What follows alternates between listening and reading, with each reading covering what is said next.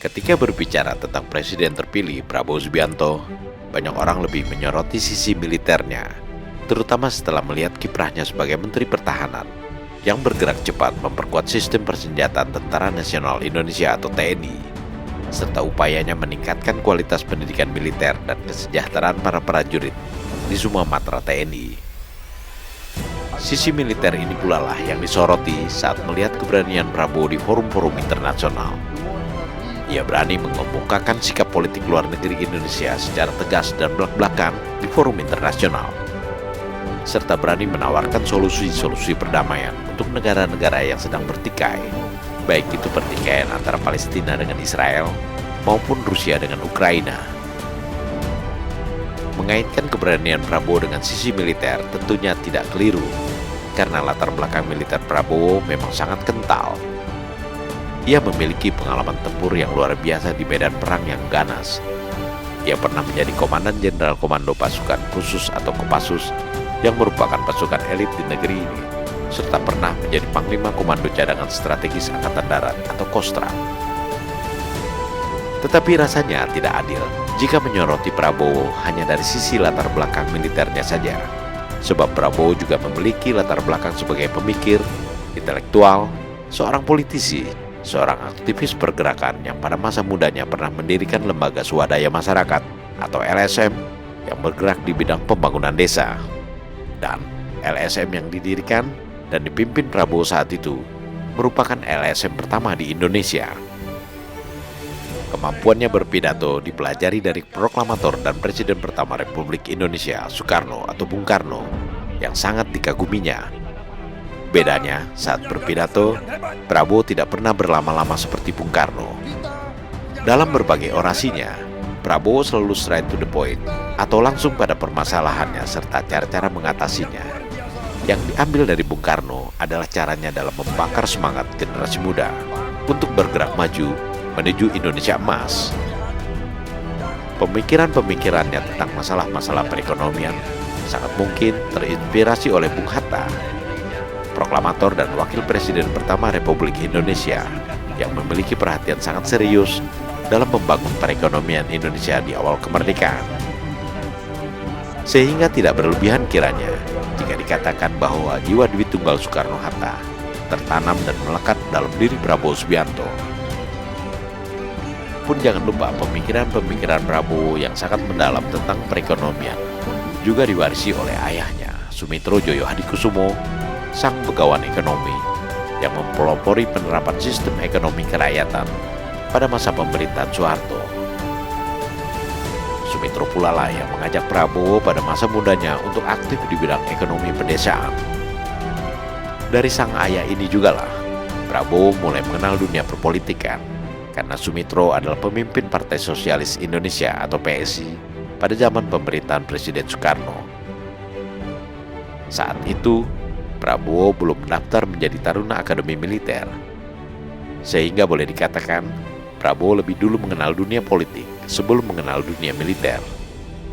Sehingga Prabowo pun dikenal memiliki kedekatan dengan para politisi pada saat masih aktif di dinas ketentaraan. Sebagai pemikir dan intelektual, Prabowo sangat aktif menuliskan pemikiran-pemikirannya tentang berbagai permasalahan yang dihadapi bangsa Indonesia, baik dalam bentuk buku maupun dalam bentuk artikel opini di media-media internasional.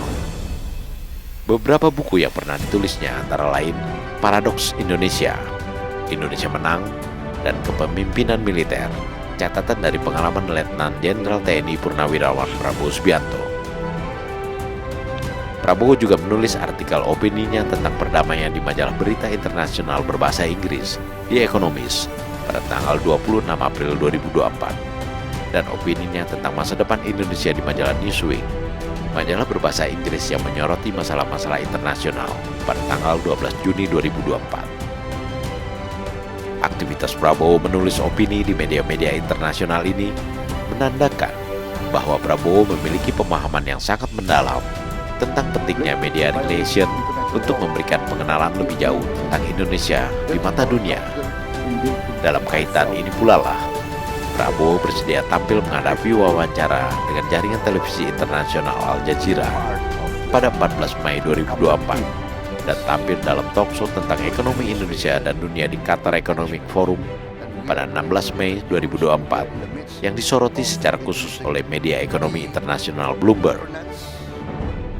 Prabowo Subianto layak dicatat sebagai satu-satunya presiden terpilih Republik Indonesia yang sangat aktif menggalang hubungan internasional.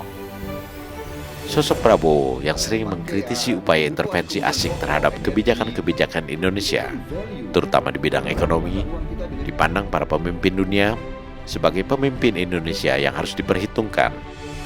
Itu sebabnya banyak pemimpin dunia yang langsung mengucapkan selamat atas terpilihnya Prabowo Subianto pada Pilpres 2024. Bahkan sebelum Komisi Pemilihan Umum memaklumatkan secara resmi keterpilihan Prabowo, dan sebelum Mahkamah Konstitusi mengesahkan Prabowo sebagai presiden terpilih.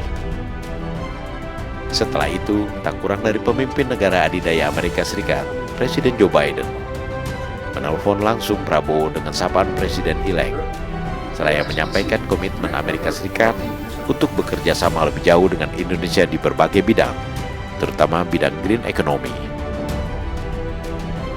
Presiden Republik Rakyat Cina Xi Jinping dan Perdana Menteri Jepang Fumio Kishida juga langsung mengundang Prabowo untuk berkunjung ke negeri mereka guna melakukan serangkaian pembicaraan terkait peningkatan kerjasama dengan pemerintahan di Indonesia. Begitu pula Raja Abdullah II dari Yordania yang tak lain sahabat Prabowo sejak aktif di dunia militer, serta Presiden Uni Emirat Arab Mohammed bin Zayed Al Nahyan atau MBZ mengundang Prabowo untuk berkunjung ke negerinya. Sikap Prabowo saat berhadapan dengan para pemimpin negara lain tak ubahnya sebagai sikap seorang sahabat yang berbicara dengan sahabat yang telah lama dikenalnya.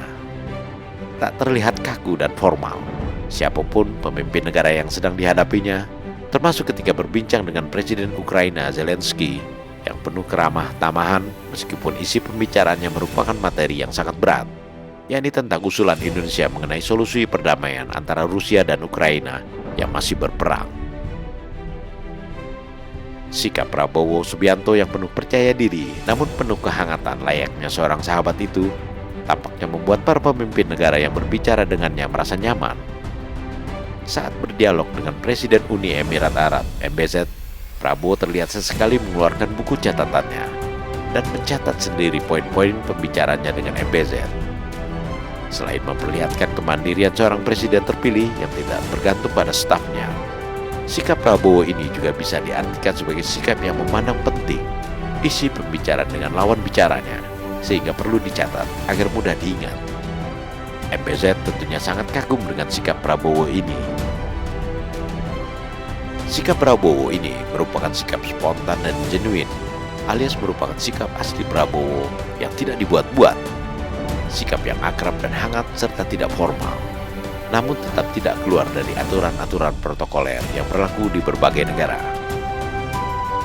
Sikap spontan, akrab dan hangat ini pula lah yang terlihat secara transparan saat Prabowo bertemu dan berbicara dengan tokoh-tokoh nasional, termasuk dengan Presiden Joko Widodo yang saat ini masih menjadi atasannya.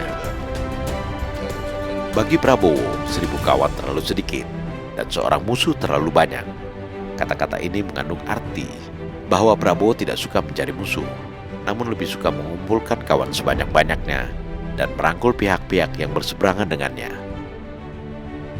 Begitu pula dalam hubungan luar negeri yang dijalaninya. Semangat politik luar negerinya adalah good neighbor policy atau menjadi tetangga yang baik bagi negara-negara lainnya. Meskipun sangat keras menentang campur tangan asing terhadap kebijakan-kebijakan pemerintah Indonesia, namun Prabowo berusaha merangkul semua negara dan mengundangnya untuk membuka investasi sebanyak-banyaknya di Indonesia. Antara lain dengan membangun pabrik-pabrik mereka di Indonesia untuk kepentingan alih teknologi bagi putra-putri Indonesia, sekaligus memperluas lapangan kerja.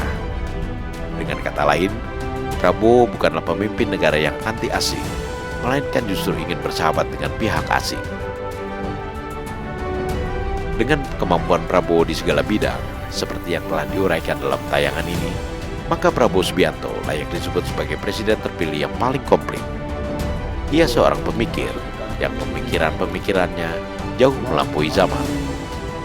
Tetapi ia juga seorang praktisi, yang mampu bergerak cepat dan mandiri, baik dalam menyelesaikan permasalahan-permasalahan di dalam negeri, maupun keikutsertaannya menyelesaikan permasalahan-permasalahan internasional secara langsung.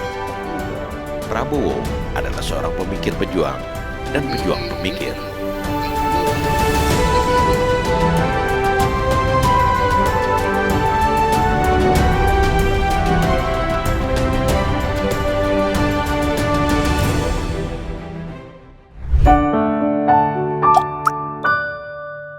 Men of our time.